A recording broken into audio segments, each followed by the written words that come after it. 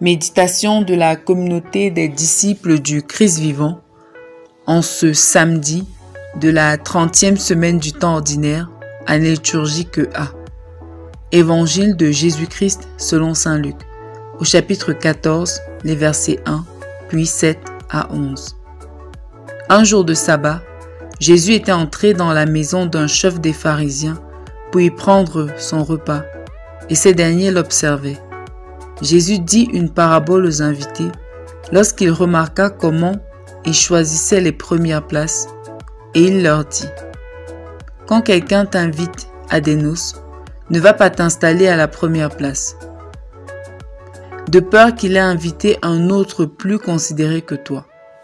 Alors, celui qui vous a invité, toi et lui, viendra te dire: cède-lui ta place. Et, à ce moment, tu iras, plein de honte, prendre la dernière place. Au contraire, quand tu es invité, va te mettre à la dernière place. Alors quand viendra celui qui t'a invité, il te dira: mon ami, avance plus haut. Et ce sera pour toi un honneur aux yeux de tous ceux qui seront à la table avec toi. En effet, quiconque s'élève sera abaissé, qui s'abaisse sera élevé. » Acclamons la parole de Dieu. Méditation. Bien-aimés dans le Seigneur, Dieu soit loué en tout temps.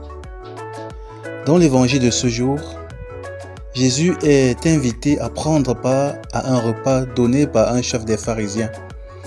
Nous connaissons déjà que les pharisiens étaient des êtres imbus d'eux-mêmes.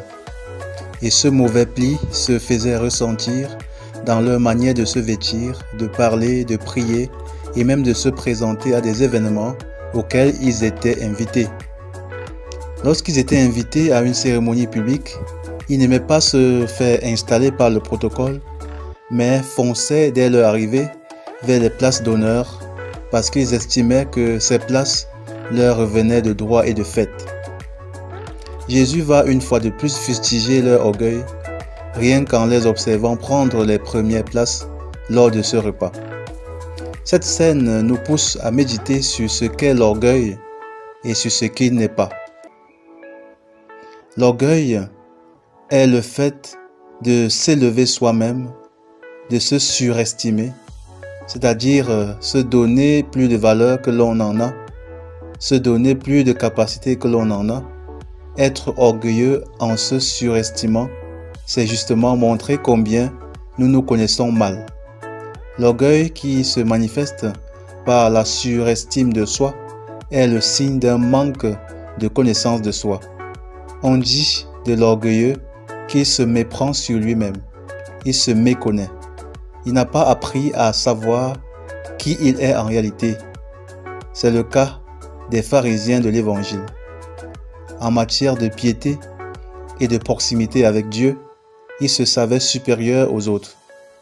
L'un des combats de Jésus était de leur montrer qu'ils se méprenaient d'eux-mêmes, car c'étaient des hypocrites de première classe. Ils vivaient avec un masque social. Ils cachaient leur vie réelle et vivaient dans une certaine duplicité. Ils refusaient d'accepter qu'ils pouvaient pécher, et c'est ainsi qu'ils rejetaient Jésus, l'agneau de Dieu venu pour enlever le péché du monde. Il nous arrive aussi de nous comporter comme des pharisiens au travail, à l'église, bref, dans nos milieux quotidiens de vie. Lorsque nous avons des personnes à notre charge, il nous arrive de croire que notre statut, notre grade, notre rang social, notre place de responsable d'une communauté chrétienne nous donne le privilège de tout savoir et de ne plus avoir besoin d'apprendre des autres, de mériter tous les honneurs, le respect et de ne plus avoir besoin de respecter ceux que nous avons à notre charge, de mériter tout l'amour, l'attention et de ne pas avoir besoin de donner l'amour et de l'attention aux autres. C'est ça, bien-aimés, croire comme les pharisiens que les premières places nous reviennent de fait et de droit. C'est de l'orgueil. Ce qui convient de faire et qui n'est pas de l'orgueil, c'est de s'estimer, d'avoir une image non pas négative, pessimiste de soi, mais plutôt positive, optimiste. Il faut s'estimer, mais pas se sous-estimer, encore moins se surestimer. Se sous-estimer, c'est un autre vice, tout comme l'orgueil de la surestimation. Prions pour que le Seigneur nous donne la vraie humilité, celle qui nous permet d'éviter aussi bien la surestimation que la sous-estimation. Se rabaisser, c'est donc descendre jusqu'au niveau de ce que nous sommes réellement, sans toutefois aller en deçà ni au-delà. Prions. Dieu notre Père, donne-nous un cœur humble, afin que nous n'ayons pas de dessein qui nous dépasse, ni le cœur fier et le regard ambitieux. Par Jésus le Christ notre Seigneur. Amen. Intercession. Seigneur, nous te prions pour les dirigeants du monde, afin qu'ils dirigent le peuple que tu leur confies, toujours avec un cœur humble et prêt à le servir et non de se servir de lui. Vierge Marie, intercède pour nous. Exercice spirituel.